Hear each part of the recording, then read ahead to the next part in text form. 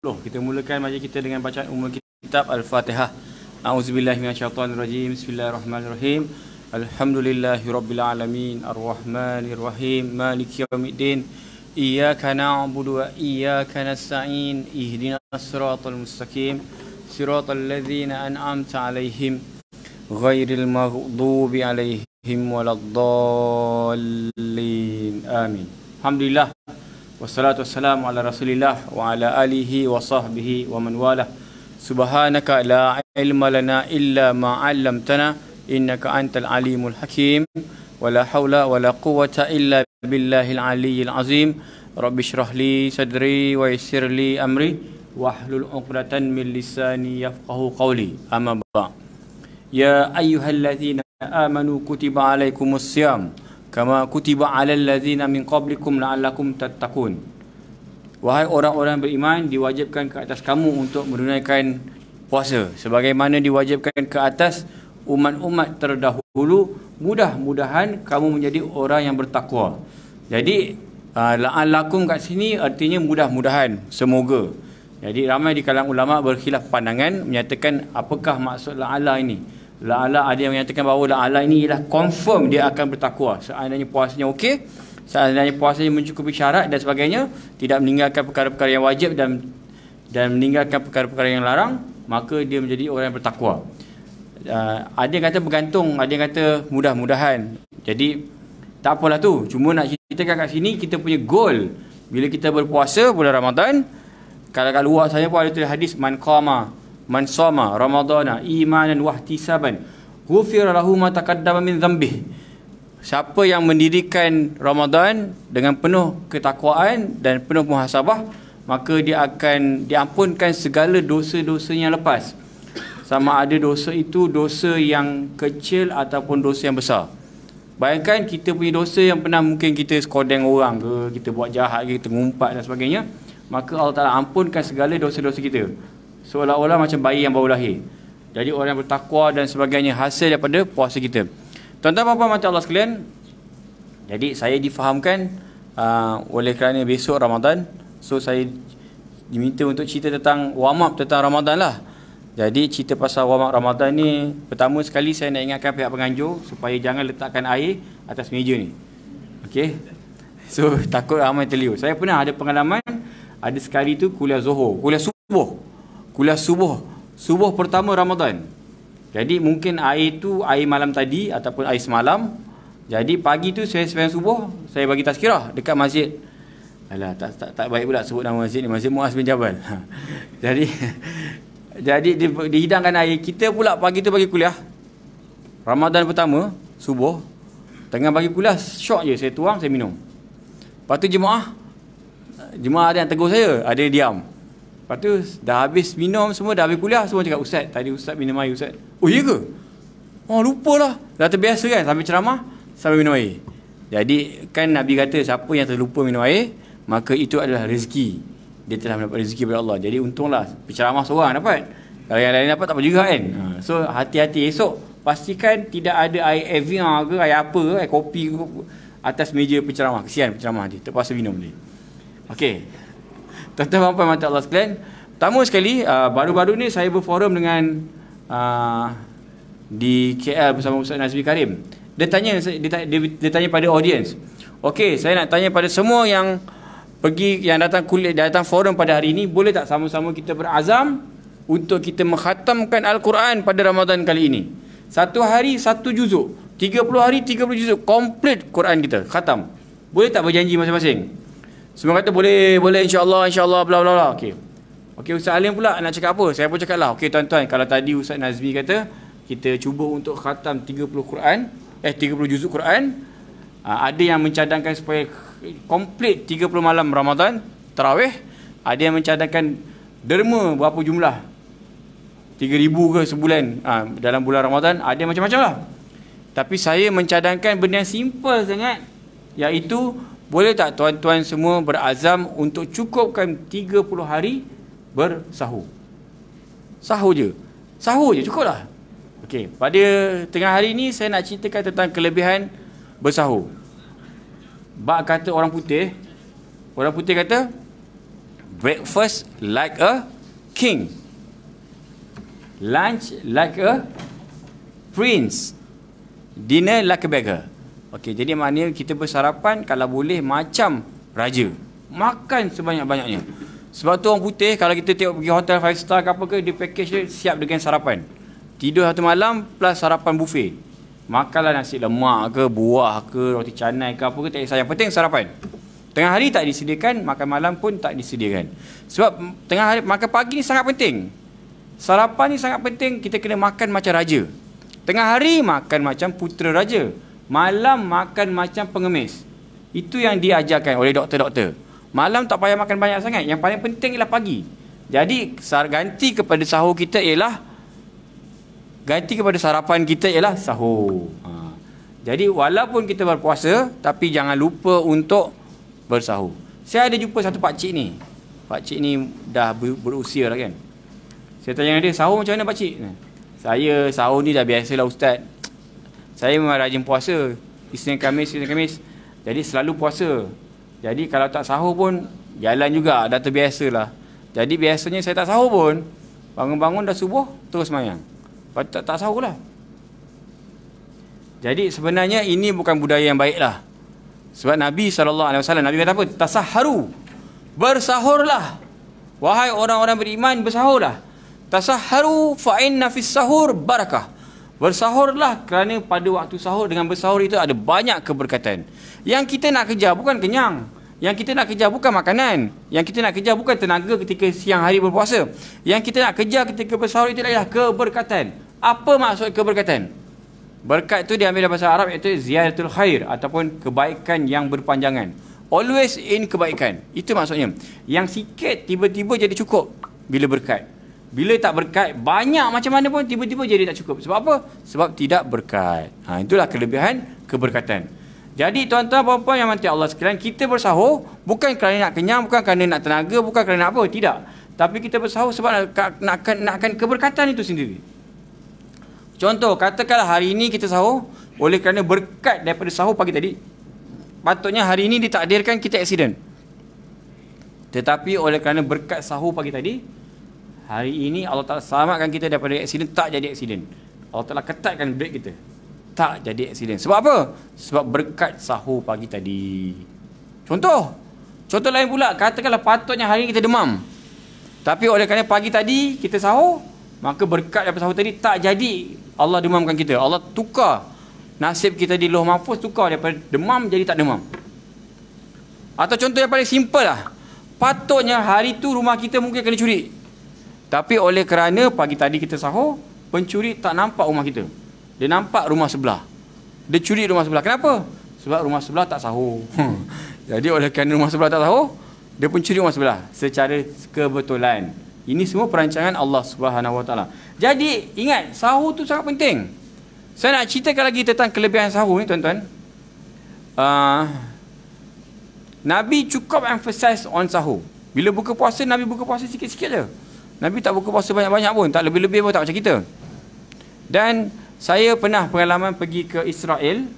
Satu hari bila sampai je di Jerusalem, jadi masa tu saya tengok kereta, banyak traffic light. Kadang-kadang traffic light on, kadang tak on. Dan banyak rumah-rumah yang tak nyalakan lampu, padahal dah malam dah. Kadang-kadang setengah-setengah rumah tu dia tak onkan lampu langsung, kecuali dia buka untuk lift je, untuk naik lift je. Jadi saya tanya, kenapa macam tu lah? Kenapa traffic light tak buka semua? Macam suram malam ni. Dia kata hari tu hari apa Yaumun Nadamah, ada beberapa tah maksudnya. Hari itu ialah public holiday dan mereka sedang meraihkan hari kebesaran Yahudi. Dan mereka digalakkan untuk balik ke cara lama, bersusah-susah cara lama, tak menggunakan elektrik, tak tengok TV, tak pakai handphone. Dia cuba untuk kembali ke cara ortodok. Jadi tak pasang lampu apa semua sekali. Dan mereka cuba untuk jadi macam orang dulu-dulu, dan mereka akan berpuasa. Siapa yang puasa pada hari itu akan diampunkan dosanya selama 2 tahun. Dahsyatlah hari tersebut. So ramailah yang berpuasa. Jadi kebetulan saya jumpa dengan salah seorang orang Yahudi kat situ. Saya tanya, how do you fast? Dia kata sama. Dia puasa sama macam orang Islam, iaitu no eating, no drinking at all. Kalau agama Kristian, cara puasa dia lain. Hindu pun lain. Agama Buddha pun lain. Agama apa ni, Firaun pun lain. Cara puasa dia. Kalau Firaun 40 hari tak boleh makan bawang. 40 hari tak boleh minum, tak boleh makan apa-apa kecuali minum air mineral je. Minum air kosong je boleh. Itu agama Firaun. Jadi agama Yahudi ni, ahli kitab, mereka kata mereka sama, tak boleh makan, tak boleh minum, sama macam orang Islam. Kalau setengah-setengah agama tu boleh makan kecuali daging dengan susu. Yang lain boleh makan. Tapi agama, satu-satunya agama yang sama puasanya dengan puasa Islam, agama Yahudi. Jadi mereka tak boleh makan, tak boleh minum. Lepas tu saya kata, what about the time? Bagaimana pula dengan waktunya, waktu puasa? Dia kata the duration is from tonight until tomorrow dawn. Dawn tu maghrib dawn dawn ke das Alamak, saya lupa dah pula. Das maghrib das okey. From dawn to dusk kata. Daripada subuh sampai maghrib lah. Tapi started from tonight. Kalau saya tidur pukul 10 malam, let's say 10 malam dia tidur, lepas sejak tidur tu sampai besok pagi baru dia boleh buka puasa. Kalau dia tidur pukul 10 dah start puasa. Kalau tidur pukul 11 lah. Kalau pukul 1 lah. Kalau pukul 2 lah. Begitu cara dia. Jadi saya kata, kalaulah dah tidur kemudian bangun balik, boleh tak makan? Tak boleh. Why? Because it will be the same with Muslims fasting. Dia kata akan sama dengan cara orang Islam puasa. Saya terdengar pada hadis Nabi yang berbunyi apa? Nabi kata apa? Bezakan puasa kamu dengan puasa orang ahli kitab dengan bersahur. Sebab kita tahu Nabi punya sifat, dia tak suka kalau ibadah kita sama macam ibadah orang Yahudi. Sebab tu Nabi pesan, bezakan puasa kita dengan puasa orang Yahudi dengan kita bersahur. Sebab orang Yahudi tidak bersahur. Kan peristiwa 10 Muharram, hari Ashura, Nabi tengok kenapa orang Yahudi ramai berpuasa di Madinah. Nabi tanya kenapa? Rupanya orang Yahudi kata, hari ini hari kebesaran kami. Ketika hari 10 Muharram lah Taurat mula diturunkan. 10 Muharram lah Nabi Adam diturunkan di atas muka bumi. 10 Muharram lah berlakunya pelepasan Nabi Yunus keluar daripada perut ikan paus, dan banyak lagi. Maka bila Nabi dengar penjelasan daripada orang Yahudi itu, Nabi pun cakap, nahnu ahaqqu minkum, kami ni lebih layak daripada kamu. Maka sejak daripada saat itu Nabi mengarahkan sahabat-sahabat semua untuk berpuasa pada 10 Muharram. Dan Nabi pesan, the next year puasa jangan buat 10 aja, buat 9, 10 ataupun 10, 11. Kenapa?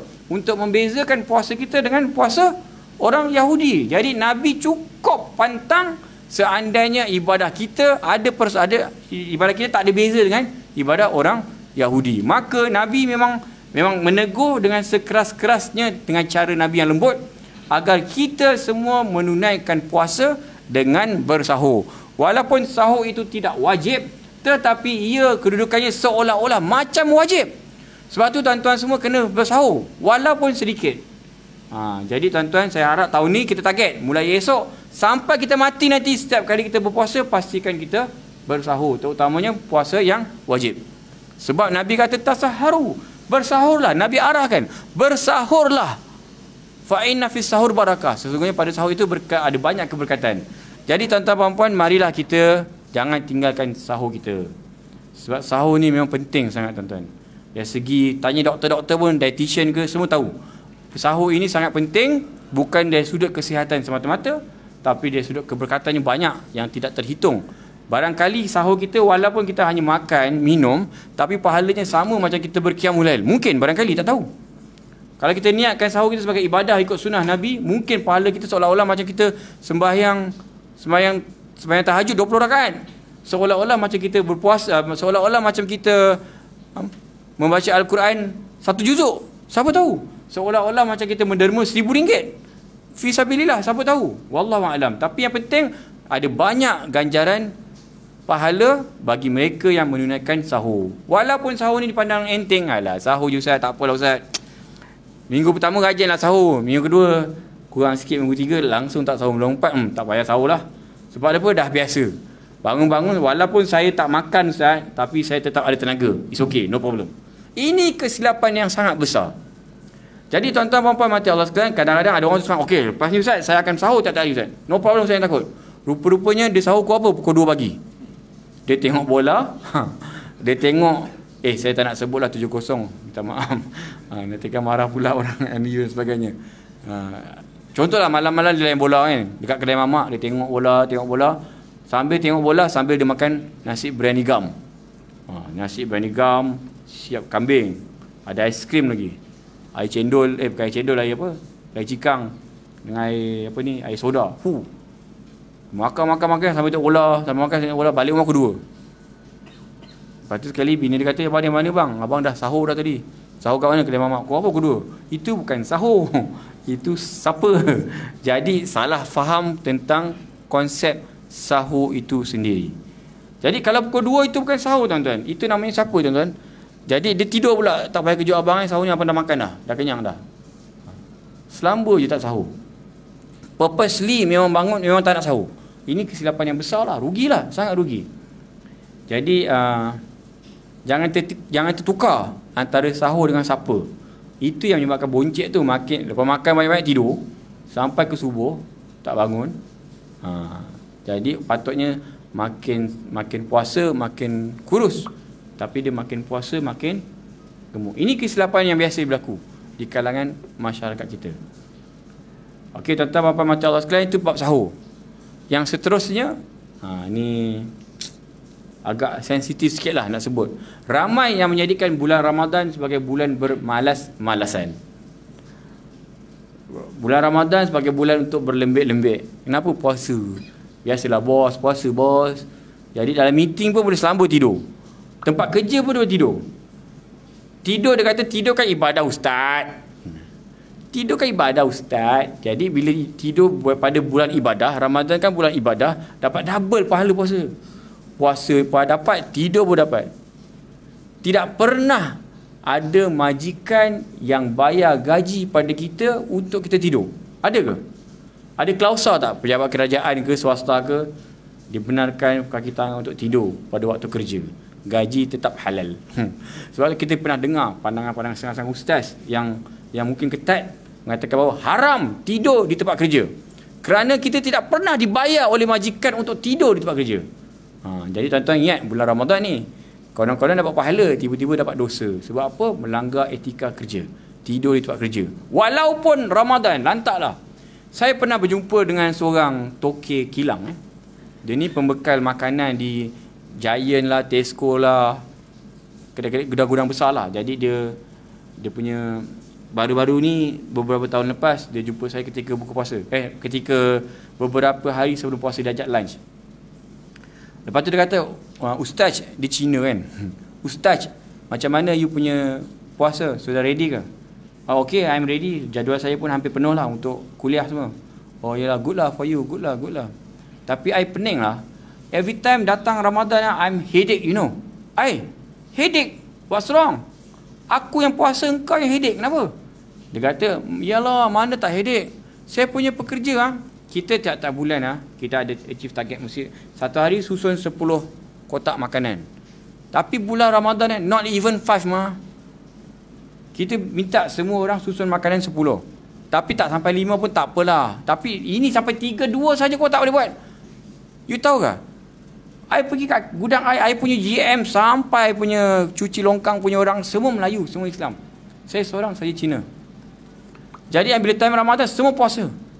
Headache sebab kita minta buat 10 paket tapi dia boleh buat 2, 3 saja. Lepas tu dia tidur kat gudang. Ada yang bukan tidur dekat rak je, ada yang tidur atas platform lori transport forklift forklift tu dia boleh tidur dekat atas. Dia naikkan forklift tu, dia tidur kat atas tu supaya orang tak nampak dia tidur. Itu bukan katil kalau jatuh mati tak dapat insurans lo. Itu pun dia boleh tidur. Saya pening kepala lah.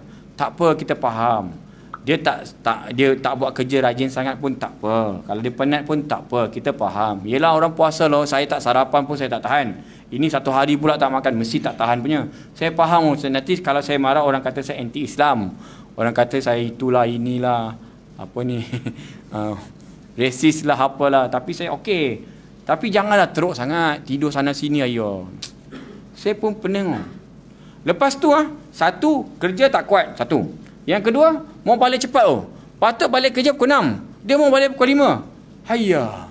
Saya cakap, kenapa mau balik awal? Nak buka puasa. Hayya, buka puasa saya tanya. Ramai ustaz-ustaz ha? Buka puasa makan kuih pun sudah cukup ha? Betul tak? Tapi ini kena makan satu meja. Kena makan nasi, itulah, apalah, air lah, apa semua sekali. Baru sah ke? Saya pun pening lah. Mau balik awal. Ayo, bulan Ramadan saja jalan jam. Sebab apa? Lepas maghrib, oh semua kosong. Kita pun pening oh. Kenapa ha? Orang Islam kena makan buka puasa itu macam ha? Saya dengar, saya malu tau. Mula-mula saya nak marah. Kau ngajar betul minah ni kan. Tapi sebab dia lawa, comel, tak jadi dia marah. Lepas tu betul juga apa dia cakap kan. Dia muhasabah lah untuk diri kita. Lepas tu dia kata, buat kerja malas. Petang mau balik cepat. Saya kata, okey balik cepat. Tengah hari tak payah makan lah. You all pun tak makan kan. Tengah hari tak payah break lah. Jalan kerja terus lah. Oh tak boleh. Kena semayang itu apa? Semayang Johor. Johor. Okey. Itu semayang Zohor. Saya dulu, saya punya office, saya punya gudang tu tak ada tempat semayang tu. Jadi every time if they want to go for prayer, they have to go out. Jauh lah, pergi 10 minit, balik 15 minit lah, apalah, macam-macam lah, masuk lambat. Sebab kata mau semayang. Saya tak boleh kata apa mah. Habis tu saya punya GM kata, saja buat satu surau. Dekat dalam buat satu surau dalam gudang lah. Saya pun buat lah. Surau tu cantik punya mah. Saya pasang aircon, kipas semua ada, aircon, kapet tebal sampai buku lali. Kalau pijak tenggelam kaki. Memang betul-betul selesa. Tapi diorang tak tahu mah saya pasang CCTV. Mula-mula mereka sembahyang Zuhur berjamaah. Baguslah, saya pun suka kalau staff saya sembahyang, bagus punya orang. Tapi lepas sembahyang jemaah mereka tidur berjamaah. Hayya, nang botinang kui butukui lah. Saya bikin masjid surau untuk mereka sembahyang, bukan untuk mereka tidur. Dah lah pakai aircon full power punya. Tengah-tengah hari kan. Lepas tu tidur pula. Ayah, saya tak bayar gaji mereka untuk mereka tidur lah. Itu dia kata. Malas kerja, mau balik cepat, tengah hari tidur. Hujung bulan cakap dengan bos, bos, raya dah dekat, ada bonus raya kah? Hayya, buat kerja tak betul mau bonus raya lagi kah? Itulah respon dia. Itulah kadang-kadang saya headache lah. Saya bukan benci Islam, tapi kenapa orang Islam macam tu? Betul ke Islam suruh macam tu ha? Bila puasa malas? Malu. Saya malu ketika itu. Jadi saya kata tak, sebenarnya Islam tak ajar kita untuk menjadikan puasa sebagai lesen untuk bermalas-malasan. Sebenarnya lagi puasa lagi aktif sebab perut kosong. Ibarat harimau yang lapar. Ular sawa kalau dia lapar, aktif tak, agresif tak? Dia boleh melompat, dia boleh tumbuk muka orang pakai kepala dia. Dia boleh terbang. Tapi kalau dia kenyang, perut kenyang, dia tidur je. Orang jentik muka dia buat bodoh je. Jentik lah. Tu kalau ular yang sedang kenyang. Jadi manusia macam tu kan. Kalau kita kenyang, kita tak agresif. Hari ni contoh kan, kita meeting pukul 3 kejap lagi. Kita dah makan nasi, makan macam-macam kan. Dengan mi, dengan air tertariknya apa semua kita makan, perut kenyang. Meeting pun ngantuk. Tapi kalau kita lapar, kita tak ngantuk dah. Sepatutnya begitulah. Jadi bulan Ramadan menjadikan kita lebih aktif bagaikan harimau yang garang. Tengok Nabi dulu. Macam mana mereka berpuasa. Nabi puasa siap perang lagi. Perang Badar berlaku bulan Ramadan. Perang Tabuk dan sebagai persiapan untuk perang Tabuk, perang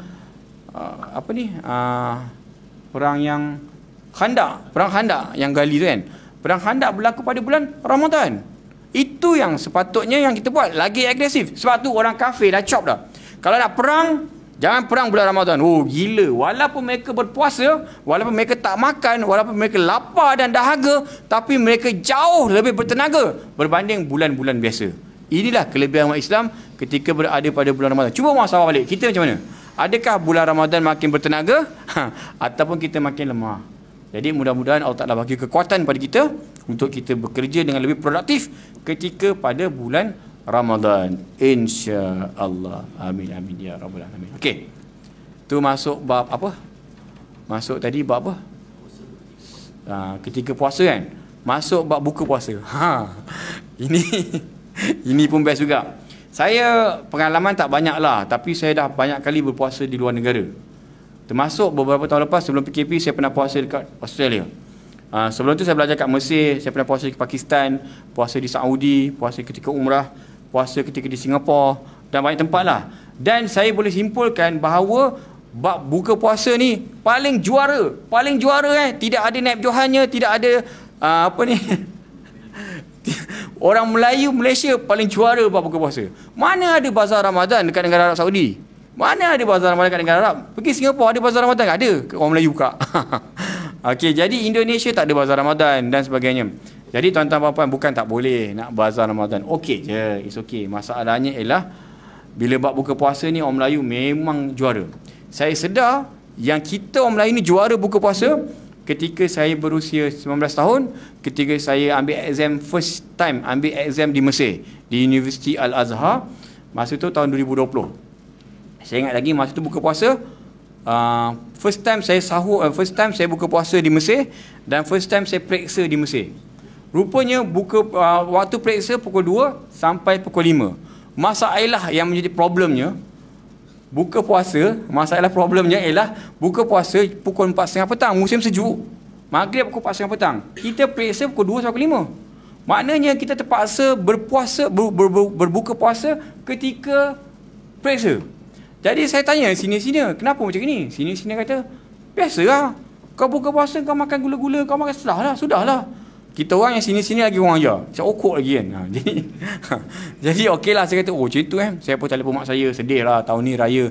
Dah lah raya kat perantauan, makan pun tak sedap kan. Tak apalah, Lim, doa lah banyak-banyak, mudah-mudahan jadi ulama okay. So saya pun mak saya pesan, bawa lah roti kering, roti basah tu, roti kering sekeping, roti basah sekeping, biskut kering sekeping. Biasa makan buka puasa makan apa? Nasi ayam, nasi tosai lah, apalah, nasi kerabu, nasi kerabi macam-macam nasi. Roti john wajib, roti john, roti joko, roti apa, murtabak apa, jangan sebut lah, lapar pula tiba.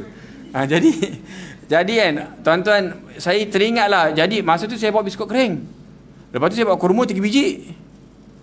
Itu je. Air mineral lah macam ni Evian tak apalah juga, ni air mineral tak apa-apa, murah punya kan. Air mineral dengan saya bawa air kotak tu.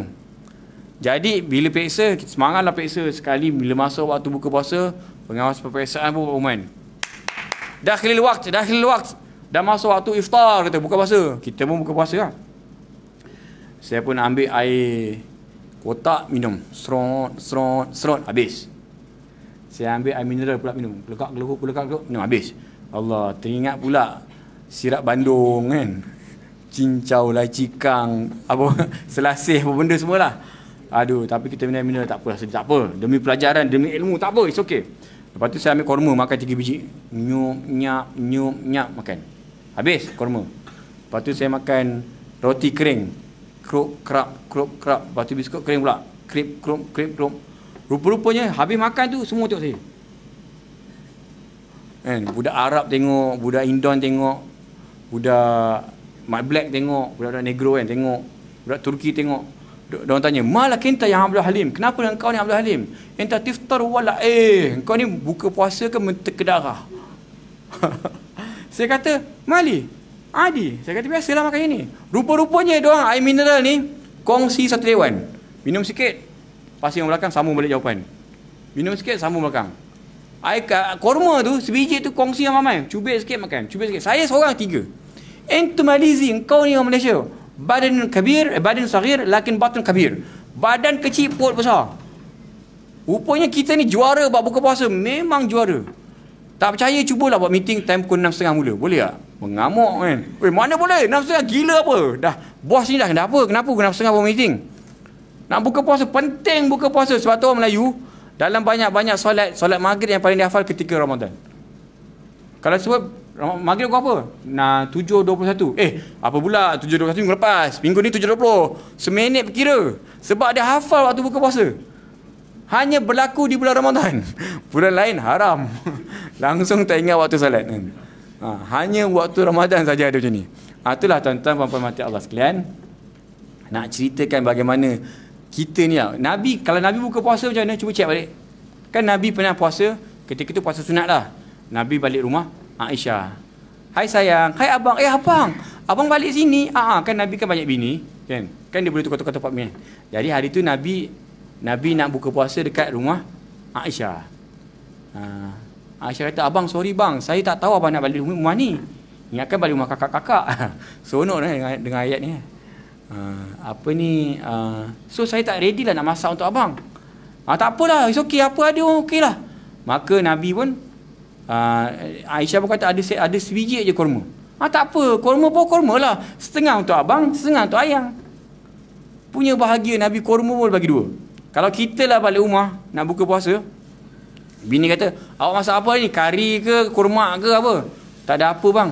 Hari ni saya ada kurma je bang. Kurma je, gila apa saya nak buka puasa ni? Kalau kita lah, kita. Tapi Nabi relax, Nabi tak masalah, tak marah pun. Nabi kata, okey tak apa, kita kongsi. Kongsi setengah-setengah. Lepas tu tiba-tiba datang seorang pengemis nak buka puasa tumpang. Wahai tuan, saya ni miskin, saya tak ada apa nak buka puasa. Nabi kata, saya pun ada setengah kurma, tak apa kita bagi dua. Suku untuk awak, suku untuk saya. Itu je Nabi buka puasa. Kalau kita, sorry babe. Kalau boleh meja tu nak penuh. Itu tak cerita pasal bazar lagi. Kalau cerita pasal bazar, dia pergi suami isteri. Isteri kata, abang, kita parking sini lah bang, kat tengah-tengah. Abang cover sana, saya cover sini. Siap bagi shift lagi. Abang tengok sana apa ada, saya tengok sini apa ada. Balik ke kereta, dua-dua beli nasi, dua-dua beli ayam percik sama. Awak beli apa? Ayam percik. Saya pun beli. Kenapa awak beli ayam percik? Saya beli untuk abang, abang beli untuk saya. Itulah. Jadi akhirnya makan sikit kat rumah, dah kenyang dah. Nak buat lebih macam ni bang? Lebih ni masuk peti ais lah. Nanti sahur nanti kita makan tak adanya sahur nak bangun nak panaskan balik, tak ada dah, tak ada selera dah, minum air dah selesai. Jadi akhirnya makanan tu ke mana? Akhirnya makanan itu ke longkang. Berlakulah pembaziran. Sebab tu saya dapat data daripada DBKL kata ketika berlakunya Ramadan, maka akan berlaku lebihan makanan. Lebihan makanan tau, bukan makanan. Lebihan saja. Kalau dikumpul, sebulan cukup buat menara KL. Susun makanan lebih tu jadi menara KL. Dahsyat orang KL ni. Orang Shah Alam tak kot. Tapi nak ceritakan, sebab tu kawan saya pun dia pembekal makanan, pembekal ayam kat Taiping. Dia cerita kat saya, Ustaz, bila masuk bulan Ramadan, order ayam 3 kali ganda. Maknanya bulan Ramadan bukan bulan kurang makan, tapi bulan makin banyak makan. 3 kali ganda nak kena supply makanan. Sebab makanan akan banyak ketika bulan Ramadan. Ni dah terbalik dah ni. Tak sepatutnya berlaku. Sepatutnya bulan Ramadan, bulan untuk kita kurang makan. Tapi apa berlaku? Ramadan jadi bulan untuk kita banyak makan. Salah siapa tu? Salah kita lah. Nabi tak pernah ajar apa macam tu. Okey tuan-tuan. Jadi itu cerita tentang buka puasa. Tak cerita pasal tu, saya cerita pasal bazar sikit je lah. Sikit lah, tak nak cakap banyak-banyak kan. Takut yang meniaga tu marah pula kan. Tapi itulah, nak pergi bazar boleh, tapi jangan sampai membazir. Ramai yang pergi bazar tapi akhirnya membazir. Jadi Nabi kata, Quran kata apa dalam surah Al-Isra ayat 31 ke 33 tak ingat, boleh check balik. Innal mubazzirina kanu ikhwana syayatin. Sesungguhnya orang membazir itu adalah saudara kepada syaitan. Saudara tau, bukan kawan baik, bukan kawan sekelas, kawan seofis, bukan kawan jiran-jiran biasa, bukan.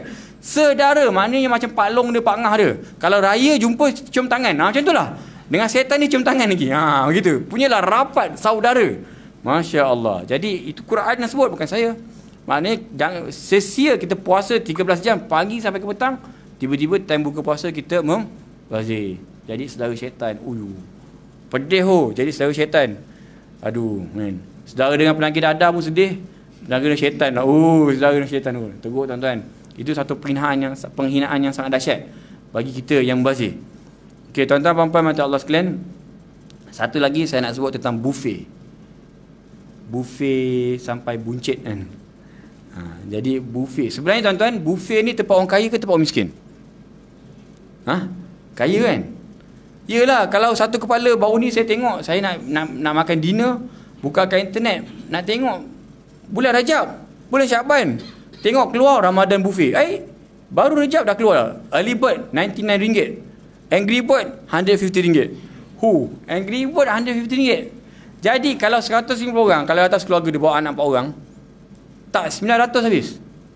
Jadi kesimpulannya, buffet ni tempat orang kaya. Tak kisahlah dia dibelanja ke, sponsor ke, pejabat belanja ke, tapi apa itu tempat orang kaya. Jadi orang kaya ni dia makan macam mana? Orang kaya, kita kena faham. Ini norma masyarakat lah. Orang miskin makan untuk apa? Orang miskin makan untuk hidup. Sebab tu kat Syria, tempat perang sana, rumput pun makan. Kita bagi bantuan, bagi makanan dalam bentuk kotak kan. Dengan kotak-kotak dia makan. Dia rebus kotak tu dia makan. Asal boleh makan. Asalkan boleh hidup. Apa ada bedal. Kesian. Itu orang miskin. Orang sederhana makan untuk apa? Makan untuk kenyang. Kita orang sederhana makan untuk kenyang. Sebab tu nak makan ni tengah hari. Tengah hari takkanlah makan fries tak kenyang. Nak makan nasi. Sebab apa? Sebab nak kenyang. Kedai ni murah tapi banyak portion, kenyang. Kita orang sederhana makan nak kenyang. Orang kaya makan tak apa? Orang kaya makan nak rasa. Jadi dia makan sikit je. Saya pernah dululah, ni cerita lama. Ada seorang Tan Sri tu, entah kenapa tak, dia belanja saya makan dekat PJ Hilton. Tadi saya lalu PJ Hilton, saya teringat setiap kali lalu PJ Hilton, saya akan tengok restoran Jepun tu. Dia makan Ustaz, jemput Ustaz pilih makan apa. Saya kata saya nak halal cukup lah. Sebab kedai tu kedai Jepun, ada sushi lah, ada wine apalah. Saya kata saya nak halal. Okey Ustaz bedal je apa Ustaz, asalkan halal, okey pilih. Lepas tu dia cadangkan saya makan sotong. Sotong apa benda tah yang hidup-hidup lagi, dia dah celok-celok betul hidang. Kembang tekak saya tengok kan. Tapi makan je sebab saya tengok kat menu harga 800. Gila. Saya kalau makan 800 dengan anak yatim, satu lori, satu bas boleh makan. 800 saya seorang je. Tapi tak apalah. Ustaz, try. Enjoy. Saya pun makan lah. Saya kira setiap kali kunyah 40 sekali kunyah RM10. RM10. 800 keping ni. 2 kali handphone saya ni. Allahu Akbar. Balik tu tak kenyang pun. Balik tu pergi kedai mamak makan mi goreng. Sebab tak cukup. Jadi saya cakap, Tan Sri ini mahal sangat Tan Sri. Makan saya enjoy. Rupanya orang kaya makan nak rasa. Dia bukannya nak kenyang pun. Makan nak rasa. Jadi itulah. Nak cerita orang kaya macam itulah. Makan sebab nak rasa. Jadi bila kita pergi tempat buffet kan tempat orang kaya. Jadi tolonglah jangan bawa perangai perak masing-masing tu. Kan datang tempat buffet, aku dah bayar 150 ni. Kalau kat mamak 150 seminggu habis. Kat sini satu malam je dia pun bedal ambil kambing kau macam ini. Ambil ayam setengah ekor. Nasi pula, nasi minyak, nasi arak, maklubah, apa benda, nasi mandi, nasi apa semua bantai. Dia ambil semua, penuh Lepas tu pula kebetulan hotel tu dah sediakan tempat makan yang selesa, makan banyak. Dah lah makan banyak. Lepas tu disediakan tempat semayang pula. Lepas semayang makan lagi. Lepas makan semayang lagi. Lepas tu ada pula tempat tarawih. Lepas tarawih makan lagi. Dah kerjanya makan sepanjang malam. Dah macam lembu dah saya tengok. Asyik makan. Saya pun jadi lembu kat malam tu lah. Sebab saya kena bagi ceramah untuk buka puasa. Lepas ceramah makan. Lepas makan semayang maghrib. Lepas semayang maghrib makan lagi. Lepas tu tarawih pula. Lepas tarawih makan lagi. Dia buka sampai ke 12 malam. Makan sebanyak-banyaknya. Ya Rabbi. Rosak puasa saya. Okey, jadi begitulah. Sebenarnya kita tempat tu dia hidangkan walaupun banyak, tapi kita rasa-rasa sikit-sikit je. Kalau boleh udang tu kita ambil yang hujung-hujung je, kaki dia je. Kalau sotong tu ambil janggut dia je. Kita makan setelah orang kaya, jangan buat perangai perak pula. Makan orang kaya macam mana? Makan nak rasa je. Memang ada 170 kuih. Bukan kita kena makan 170 kuih, makan sikit-sikit rasa-rasa yang tak pernah cuba. Yang pelik-pelik sikit lah, kuih teh ayam, teh itik, yang pelik-pelik nama tu yang kita makan. Yang dah biasa kuih ropes tak payahlah makan. Bahulu biasa kan. Kita kena makan yang rare. Yang rare tu yang merasa. Boleh jadi orang kaya. So, nasihat saya bagi anda yang makan kat buffet, tolong tinggalkan pakaian perak anda. Tinggalkan pakaian kampung anda tu, masuk jadi orang kaya. Bagi salam. Orang kaya. Nabi kan makan berhenti sebelum kenyang. Makan selepas lapar. So, jadi macam Nabi lah, gaya orang kaya. So, masuk tempat orang kaya, buat cara orang kaya. Jangan buat pakai perak tu. Makan banyak. Puasa, tapi sekali balas dendam, dahsyat betul. So, itu merosakkan puasa kita. Penat kita puasa, siang sampai ke malam. Penat kita jaga makan minum kita. Penat kita berlapar dahaga. Tapi kita rosakkan dengan kita punya buka puasa. Berlaku pembaziran, berlaku bermewah-mewahan. Okey. Saya pernah ditanya oleh seorang Cina juga. Ustaz, you puasa untuk apa? Ada 2 sebab kita puasa. Yang pertama untuk kita ingat cara orang miskin, kesian. Mereka tak ada duit nak makan. So kita bila lapar macam itulah yang mereka rasa. Yang kedua untuk kesihatan. So kita puasa untuk kesihatan. Okey, bagus Ustaz, Islam agama yang sangat bagus. Tapi saya mau tanya sama you Ustaz. Kalau you puasa 13 jam tiba-tiba you kata you ingat orang miskin lah, untuk sihat lah. Tiba-tiba you makan satu meja. You sihat ke? You ingat orang miskin ke? Adakah orang buka puasa ingat orang miskin? Tak ada punya. Sebab orang miskin makan siang malam makan lapar. Tapi you puasa siang, you puasa lapar lah. Tapi malam you tak puasa. Malam you makan, you bedal. You makin sakit tau. Ini yang orang Islam kalau macam ini makan lah, boleh sakit boleh mati cepat Sebab tu orang Cina makan babi pun sihat Sebab mereka tak buka puasa teruk macam orang Islam. Saya dengar macam terpantar. Macam kena tembak lah kan.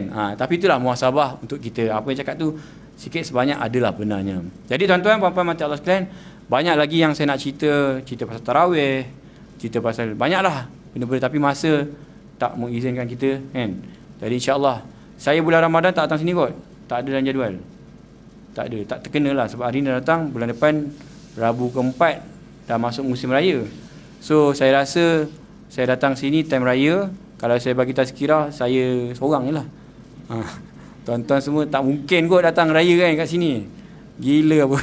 Okey, jadi saya ucapkan selamat berpuasa dan kita doa mudah-mudahan Ramadan ini Ramadan yang terbaik yang pernah kita lalui, insya-Allah. Yang paling baik, dan mudah-mudahan Allah Taala matikan kita pada bulan Ramadan. Amin. Ramai yang takut. Tapi bukan Ramadan tahun ni. Ramadan 30 tahun akan datang, 40 tahun akan datang. Kita berharap agar kita dimatikan pada bulan Ramadan, tapi bukan tahun ni lah. Banyak lagi tahun-tahun lain yang akan kita lalui Ramadannya, insya-Allah. Okey, terima kasih banyak tuan-tuan. Selamat menyambut Ramadan. Jadikan Ramadan ini terbaik. Selamat Hari Raya juga. Minta maaf salah silap zahir dan batin. Assalamualaikum warahmatullahi wabarakatuh. Kita akhiri dengan tasbih kafarah dan surah Al-Asr. Subhanakallahumma wa bihamdika asyhadu an la ilaha illa anta astaghfiruka wa atubu ilaik.